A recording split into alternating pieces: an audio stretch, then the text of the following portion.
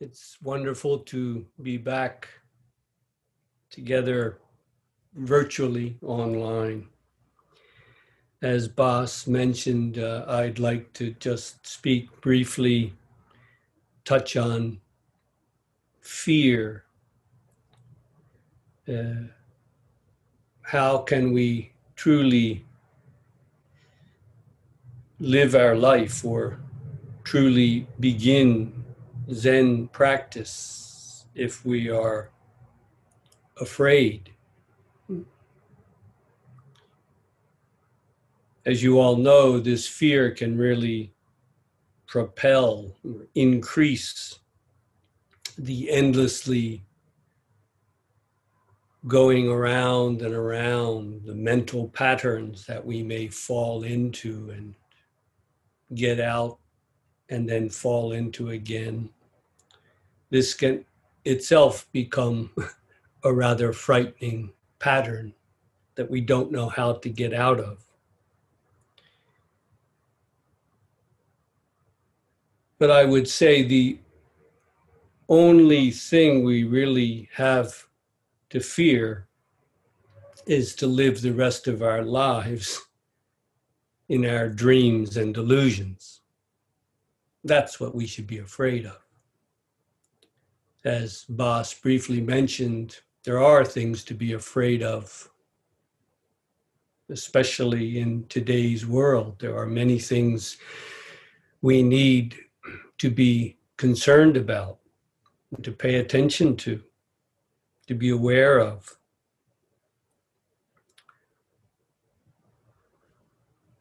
But if we practice properly, if we practice with all humility, with patience, we can see through these fears. What is it that really prompts them, really brings them up, where they really come from and where they really go to? They're not the real problem. They're not what really keeps us from the practice. If we live our life in accord with this practice, in other words, we don't just sit on the cushion for a while and then get up and do something else, but really live our life in accord with this practice, fears cannot help but dissolve. I've already spoken recently about the importance of the practice being constant, not just something that we do for a while and then get up and do something else. If that's the practice, it's not practice at all. You're wasting your time. The practice has got to become constant. It's also got to be complete in the sense that everything is included. Nothing is excluded, including our fears if we have any. I've also been speaking recently using the concrete example of concentration, what it is to truly concentrate in the practice.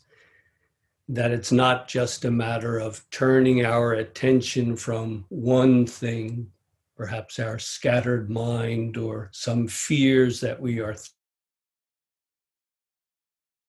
thinking, our attention to concentrate on something else, like a koan or our breath or the sitting itself. This is not Zen concentration. Zen concentration is naturally something that comes to include everything. Of course, we can focus on one thing, but the ground, so to speak, the source, the living source of that concentration is not just this self-conscious focusing, like a flashlight from one thing to another. This has nothing to do with it. It's more a matter of the sun rising and everything becoming clear beyond a shadow of a doubt. This is what the concentration is if we are truly practicing. This is, as you can see, very much connected with it being constant and complete. But how can you really touch that? How can you really live that? Well, it's up to you, isn't it? If you take this as a hobby, it won't work. If you realize that this is what must be done in this life, it will be done. It may take some time.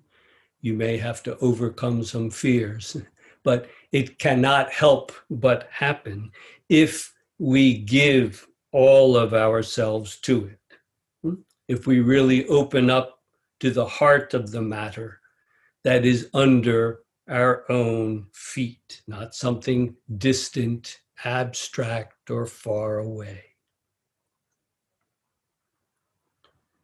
Haven't you ever really loved?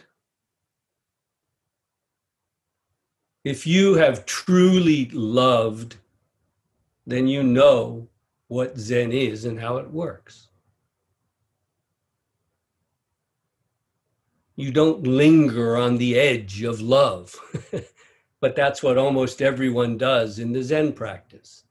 They sit and they linger on the edge, peering over once in a while, maybe getting a glimpse, but they always hold back. Well, as you know, that's not the way you love.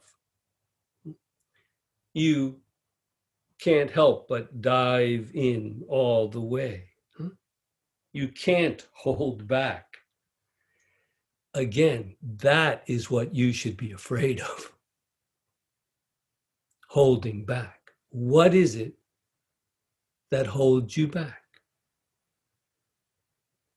How can you not give all of yourself patiently and humbly, neither waiting for something nor seeking something, but just as in real love, giving ourselves completely? In a way, it's like locking onto it in a way that it locks onto us. When that really happens in the practice, when you realize that this is what must be done, that I am not going to live the rest of my life following my dreams and delusions. I have to live truly in truth. When this is clear, the way is clear. There is no alternative. There is no option. There are no other possibilities. This is what must be done. Until you get to that point, you're wasting your time. You must give all of yourself. There's no magic. Whether you have a koan or not, whether you're sitting in perfect full lotus or not, if you don't give all of yourself, you're wasting your time. You're deluding yourself.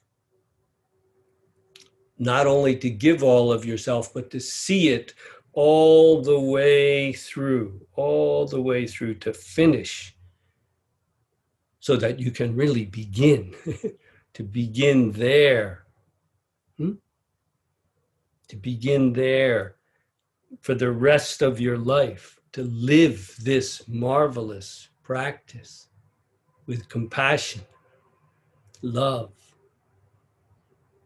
with true creativity, responding and doing, however humbly or in whatever small way, truly responding to what needs to be done in this world. Let us work together to make this real it is heartbreaking to see people spend years, even decades, perhaps sitting every day in some kind of meditation posture, but really they're just going around and around in the same old circles. It's tragic. It's tragic. And it's up to you. When you see this is what must be done, it will be done.